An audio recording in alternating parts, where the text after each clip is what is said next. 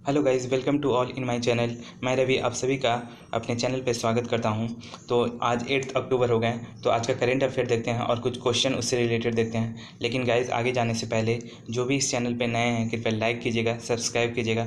अगर ये सेशन अच्छा लगे तो खूब दबा कर शेयर कीजिएगा और लाइक करके हमें ये मोटिवेट कीजिए कि हाँ, आपका सेशन पसंद आ रहा है। So let's begin.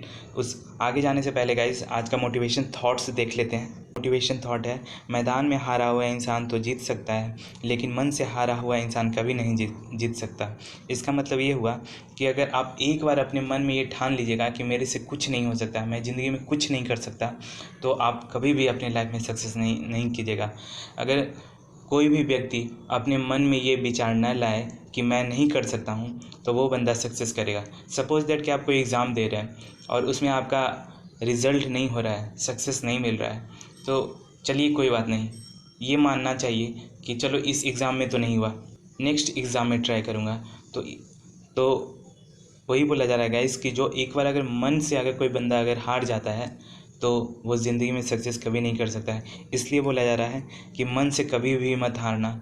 मैदान में तो बहुत लोग सक्सेस और अनसक्सेस रहते हैं, लेकिन मन से हमेशा सक्सेस ही रहना, मन से कभी मत हारना। तो इसी मोटिवेशन थॉट्स के साथ आगे चलते हैं, आज का करेंट अफेयर देखते हैं। Okay guys, let's begin. जैसा कि आपको पता है कि आज 8 अक्टूबर हो गए, तो आज इंडियन एयरफोर्स डे हम लोग सेलिब्रेट करते हैं। Okay, then we move to next slide. So guys, आज का जो मैंने स्टेट लिया है वो है हिमाचल प्रदेश। हिमाचल प्रदेश से रिलेटेड कुछ फैक्ट्स जानते हैं। और ये देखिए, इंडिया का ये जो मैप है, इसमें जो रेड पोर्शन जो दिख रहा है आपको, वो हिमाचल प्रदेश है। अच्छा, आप लोग कमेंट बॉक्स में बताइए कि हिमाचल प्रदेश किस किस स्टेट से बाउंड्री शेयर करता है। Can you please write in the comment box. तो एरिया का बात करते हैं गाइज। तो एरिया यहाँ का देखिए, अगर एरिया के टर्म में अगर बात करते हैं तो यहाँ का टोटल एरिया 55,673 किलोमीटर स्क्वायर हो गया। अगर एरिया के टर्म में अगर बात करते हैं तो इंडिया में इसका रैंक 18th हो गया। ओके, यहाँ का अगर कैपिटल का बात करते हैं तो शिमला हो गया। एक और कैपिटल है गाइज जिसका नाम है धर्मशाला, जो कि विंटर कैपिटल हो गया। Shimla as a summer capital आप मान कह सकते हैं समर कैपिटल। ओके, और धर्मशाला हो गया विंटर कैपिटल। सो गाइज, अगर लार्जेस्ट सिटी का बात करते हैं तो शिमला है। अगर डिस्ट्रिक्ट का बात करते हैं गाइज तो 12 डिस्ट्रिक्ट हैं हिमाचल प्रदेश में। अगर हिमाचल प्रदेश का गवर्नमेंट का बात करते हैं गाइज, स्टेट का अगर गवर्नमेंट के बारे में अगर बात करते हैं तो स्टेट का गवर्नमेंट की बात करते हैं तो वहाँ के जो गवर्नर हैं शिव प्रताप शुक्ला जी हैं।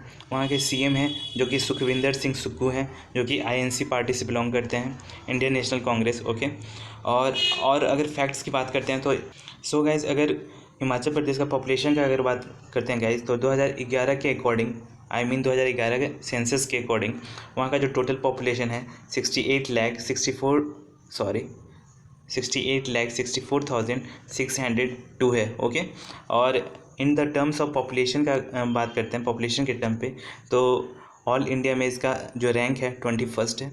ओके, अगर हिमाचल प्रदेश का अगर लैंग्वेज का बात करते हैं तो वहाँ का ऑफिशियल लैंग्वेज हिंदी हो गया। ओके, हिमाचल प्रदेश स्टेट का जो गवर्नमेंट से रिलेटेड कुछ फैक्ट्स जानते हैं, उसमें देखते हैं तो जो लेजिस्लेचर है वो यूनिक कैमरल है। लेजिस्लेटिव असेंबली का जो सीट है हिमाचल प्रदेश में 68 सीट है। Parliament of India, parliament as a centre पे हम लोग बात करते हैं, पार्लियामेंट में हिमाचल प्रदेश से कितने सीट शेयर करते हैं। जैसे कि यहाँ लिखा हुआ है राज्यसभा में 3 सीट शेयर होता है हिमाचल प्रदेश से, और लोकसभा से 4 सीट शेयर होता है। ओके, अगर हाई कोर्ट का बात करते हैं तो देखिए, हाई कोर्ट हिमाचल प्रदेश का हिमाचल प्रदेश में ही है। किसी किसी का होता है ना गाइज कि एक सपोज दैट कि ये आप बताइए कमेंट में कि गोवा का हाई कोर्ट कहाँ पड़ता है, कमेंट बॉक्स में राइट डाउन कीजिए। Then we move to next slide. सो आपके पास पहला क्वेश्चन आ रहा है, who is known as the father of kisan या फिर फार्मर्स। किसान और फार्मर्स के फादर किन्हें कहा जाता है। आपके ऑप्शंस हैं M S Swaminathan, A option, B option है नॉर्मन वॉरलॉग, सी ऑप्शन है क्रिस्टोफर, एंड डी ऑप्शन है मैकमिलन। एंड इसका करेक्ट ऑप्शन होगा, जिन्हें पता है प्लीज़ कमेंट बॉक्स में राइट डाउन कीजिए, और इसका करेक्ट ऑप्शन हो जाएगा ऑप्शन ए। आइए इस क्वेश्चन से रिलेटेड कुछ फैक्ट्स जानते हैं। सो गाइस, यही है हमारे स्वामीनाथन जी, एम एस स्वामीनाथन। ओके, आइए इस क्वेश्चन से रिलेटेड कुछ फैक्ट्स जानते हैं। जैसे कि गाइस आपको पता है कि इन्हें किसान फादर या फिर किसान या फिर एज ए फार्मर फादर बोला जाता है। ओके, एम एस स्वामीनाथन का अगर बात करते हैं तो फादर ऑफ किसान और father of green revolution in India, India के टर्म में फादर ऑफ ग्रीन रेवोल्यूशन भी इन्हें ही बोला जाता है। Okay, so guys Swaminathan ji का बॉर्न का बात करते हैं, I mean date of birth का बात करते हैं तो 7 अगस्त 1925 है, और डेथ का बात करते हैं 28 सितंबर 2023। इनका डेथ यानी मृत्यु हाल ही में हुआ है, इसलिए ये न्यूज़ में है। ओके, और स्वामीनाथन जी को वर्ल्ड फूड प्राइज़ भी मिल चुका है जो कि 1987 को मिला था। ओके, इन्हें इसलिए ये प्राइज़ मिला था क्योंकि एग्रीकल्चर क्राइसिस जब इंडिया में आया था 1960 में, तो इन्होंने इंट्रोड्यूस किया था high yielding wheat and rice variety. Okay, high yield का व्हीट और राइस का वैरायटी इन्होंने इंट्रोड्यूस किया था, इसलिए इन्हें green revolution of father of a green revolution in India as a बोला जाता है। ओके, अगर अवार्ड से रिलेटेड अगर बात करते हैं तो इनको पद्म विभूषण भी मिला है 1989 में, पद्म श्री भी मिल चुका है 1967 में, पद्म भूषण मिल चुका है 1972 में, रमन मैग्सेसे से अवार्डेड भी हैं ये 1971 में इनको मिला था, शांति स्वरूप भटनागर अवार्ड भी इनको 1961 में मिल चुका है। सो गाइज़ ये स्लाइड है ना, ये बहुत इंपॉर्टेंट है as a exam purpose, so please focus guys, please focus. Then we move to next. देखिए, अगर अब बात करते हैं वर्ल्ड पे, तो father of green revolution as a world पे किन्हें बोला जाता है? नॉर्मन बोरलॉग को। ओके, जैसा कि क्वेश्चन में था ऑप्शन में, जैसा कि रमन मैग्सेसे अवार्ड 1971 में एम एस स्वामीनाथन जो हमारे इंडिया के थे वो उन्हें मिला 1971 में, तो पहला रमन मैग्सेसे अवार्ड किन्हें मिला था? विनोबा भावे, जो कि 1958 में इन्हें मिल चुका था। और अगर बात करते हैं पहला शांति स्वरूप भटनागर अवार्ड जो कि किन्हें मिला है, उनका नाम है करिमानिकम श्रीनिवास कृष्णन। ये जो स्लाइड है ना गाइस, बहुत इंपॉर्टेंट स्लाइड है, सो याद रखिएगा, बहुत इंपॉर्टेंट है एज ए एग्ज़ाम पर्पज़, ये बहुत इंपॉर्टेंट है। So we move to next slide. Next question का बात करते हैं, तो name of the river recently flood in the Sikkim and causes several life. Sikkim हाल फिलहाल में न्यूज़ में था क्योंकि वहाँ बाढ़ आई हुई है और बहुत सारे लाइफ लॉस्ट हो गए हैं, तो आपको बताना है कि वो कौन से नदी के कारण सिक्किम में बाढ़ आई है। आपके ऑप्शंस हैं, ऑप्शन ए है Gomti, option B Brahmaputra, option C Ganga and option D Teesta, और इसका करेक्ट ऑप्शन हो जाएगा डी तीस्ता।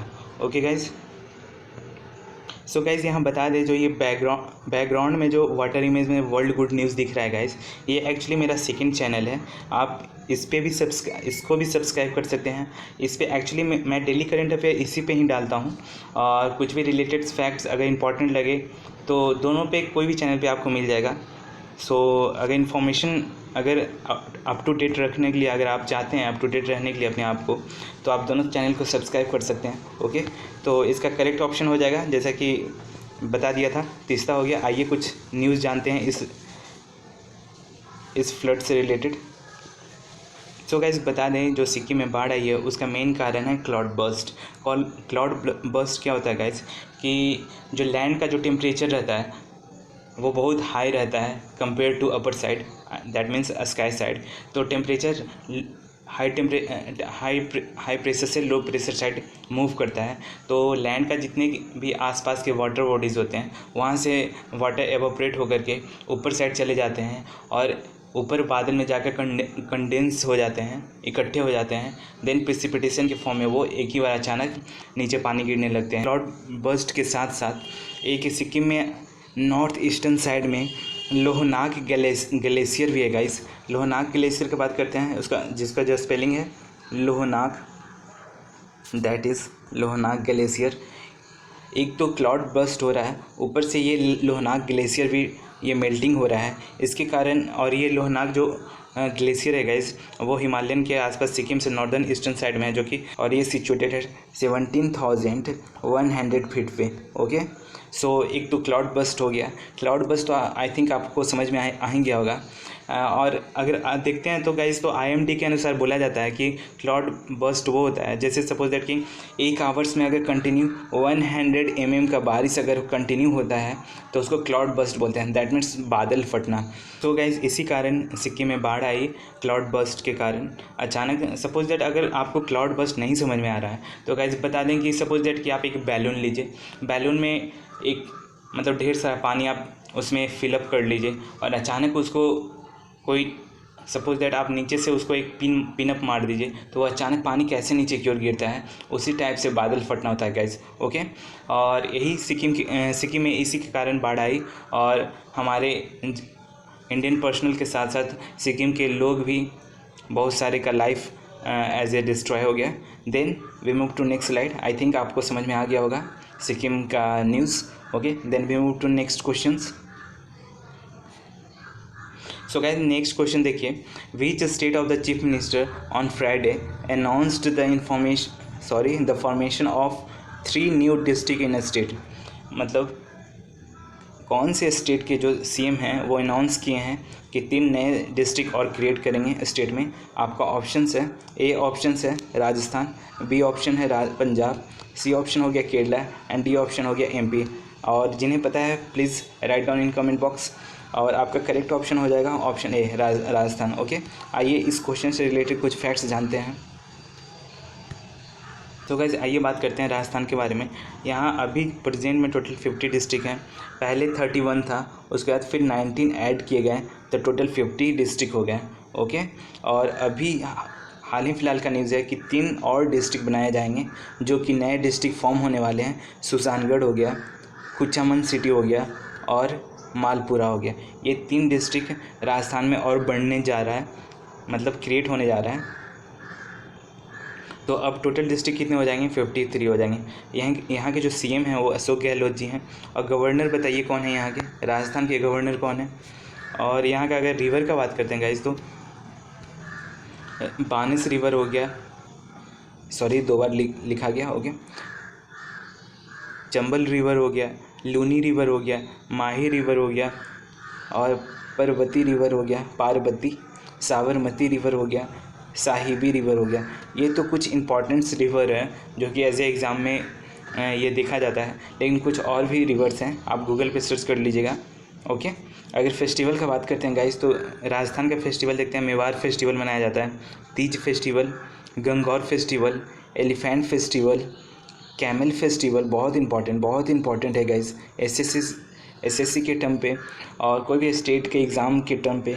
ये जो फेस्टिवल मैं जो पढ़ा रहा हूँ बहुत इंपॉर्टेंट है फेस्टिवल। दशहरा फेस्टिवल भी राजस्थान का ही है, डेजर्ट फेस्टिवल भी राजस्थान का है, summer festival, winter festival Rajasthan का। अगर इंटरनेशनल फॉल्क फेस्टिवल का बात करते हैं तो ब्रज होली हो गया, एडवेंचर फेस्टिवल हो गया, जयपुर लिटरेचर फेस्टिवल हो गया, मरवाड़ फेस्टिवल हो गया। सो गाइज़, अगर आई थिंक आपको ये क्वेश्चन समझ में आ गया था। ये 3 डिस्ट्रिक्ट इसलिए बनाए जा रहे हैं क्योंकि जो 1 मंथ नियरली जो 19 डिस्ट्रिक्ट बनाए गए थे उस समय बहुत सारा मतलब स्ट्राइक हुआ था, बहुत सारा धरना प्रदर्शन किया गया था कि ये जो अभी जो नए डिस्ट्रिक्ट बनाए जा रहे हैं इस सब को भी पिछले ही अनाउंसमेंट में बोला गया था कि इन्हें भी डिस्ट्रिक्ट बनाया जाए। इसलिए जैसा कि आपको पता है कि 2024 में इलेक्शन आने वाला है, तो मिस्टर अशोक गहलोत जी क्या करेंगे, कुछ तो दिमाग लगाएंगे ही ना। तो इसलिए ये क्रिएट करने जा रहे हैं 3 डिस्ट्रिक्ट नया, ताकि उनको आने वाले इलेक्शन में उन्हें प्रॉफिट हो जाए। सो नेक्स्ट क्वेश्चन का बात करते हैं। सो गाइज नेक्स्ट क्वेश्चन बात करते हैं। 37th national games will be held in which state. कौन से स्टेट में 37th नेशनल गेम होने जा रहा है। आपके ऑप्शंस हैं, A option Goa, second option Mumbai, C option Bengaluru and D option Orissa. और आपका करेक्ट ऑप्शन हो जाएगा A option. Okay, Goa is right answer. Then we move to some information about this question. आइए 37 national game के बारे में कुछ information जानते हैं। ये हेल्ड कहाँ हो रहा है, गोवा में हो रहा है। लॉन्च किसके द्वारा किया जाएगा, मोदी जी के द्वारा किया जाएगा। स्टार्ट कब से होगा, 26 अक्टूबर से होगा। इसका वेन्यू कहाँ है, मतलब दैट मीन्स गोवा में हो रहा है, तो गोवा में कहाँ हो रहा है, कौन सा stadium, that is Jawaharlal Nehru stadium. याद रखिए, बहुत इंपॉर्टेंट है। इसमें पार्टिसिपेशन भाग ले रहे हैं, टोटल 10,000 पार्टिसिपेशन है। ओके, अगर मैस्कोट का बात करते हैं 2023 का 37 नेशनल गेम जो गोवा में हो रही है, तो गाइस यहाँ अगर मैस्कोट का बात करते हैं तो मोगा है। मोगा रिप्रेजेंट करता है इंडियन वाइजन को, that means Gaur. I think wild buffalo होता है। और वाइजन आया है इस न्यूज़ में, तो वाइजन जो है वो IUCN रेड लिस्ट के वनरेबल कैटेगरी में है। ओके गाइस, अगर IUCN का हम बात करते हैं तो बताइए IUCN को कब फाउंड किया गया था। एक्चुअली मैंने गलत कर दिया, मैं आपसे क्वेश्चन कर रहा हूँ, यहाँ ऑलरेडी मेंशन है। ओके, सो आगे देखते हैं। आयुषियन का अगर हम बात करते हैं गाइस, तो अक्टूबर 1948 को फाउंड किया गया था। और किसके तहत हुआ था, किस कॉन्फ्रेंस के तहत, किस कॉन्फ्रेंस के तहत गाइस? ये जो कॉन्फ्रेंस नीचे लिखा हुआ है, फॉन्टेनवेल्यू कॉन्फ्रेंस के तहत, जो कि फ्रांस में कंडक्ट हुआ था। ओके, अगर हम बात करते हैं ये जो नेशनल गेम जो होने वाला है 37 गोवा में, जो ये नेशनल गेम किस के अंडर में आता है, किस कैटेगरी के अंदर आता है, तो वो IOA के अंदर आता है, जो कि है इंटरनेशनल, सॉरी यहाँ इंटरनेशनल नहीं होगा गाइस, यहाँ इंडियन होगा, याद रख लीजिए, Indian, that is Indian Olympic association. Okay, और IO से रिलेटेड कुछ क्वेश्चन यहाँ देखे हैं। IO का अगर बात करते हैं कब फाउंड किया गया था, 1927 में, जिसका हेडक्वार्टर कहाँ है इसका, दिल्ली में। और ये जो नेशनल गेम होने जा रहा है 37 जो गोवा में है, जो पहला नेशनल गेम्स कहाँ हुआ था, मुंबई 1940 में हुआ था। और जो पिछले साल 36 नंबर का जो गेम हुआ था नेशनल गेम, वो 2022 गुजरात में हुआ था। ओके, जिसका मैस्कोट था सवज, जो कि रिप्रेजेंट करता है एशियाटिक लाइन।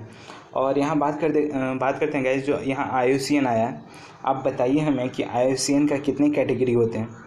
सेवन्थ कैटेगरी होते हैं। ओके, तो 7th कैटेगरी में जो स्पेसिस को डिवाइड किया गया है, वो कितने कैटेगरी में स्पेसिस को डिवाइड किया गया है?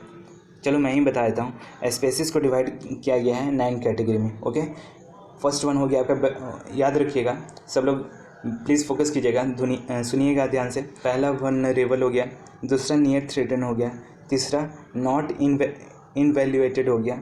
Okay, data, fourth one data deficient हो गया, फिर हो गया लिस्ट कंसर्न, इंडेंजर्ड कैटेगरी हो गया, क्रिटिकली इंडेंजर्ड कैटेगरी हो गया, एक्सटिंक्ट हो गया। ये सब जो 9 कैटेगरी हैं, 8 कैटेगरी हैं, इसको प्लीज़ फोकस रखिएगा एग्ज़ाम के पर्पज़ पे। Okay, I am not talking about SSC only, I am talking about PCS exam और UPSC एग्ज़ाम। ओके,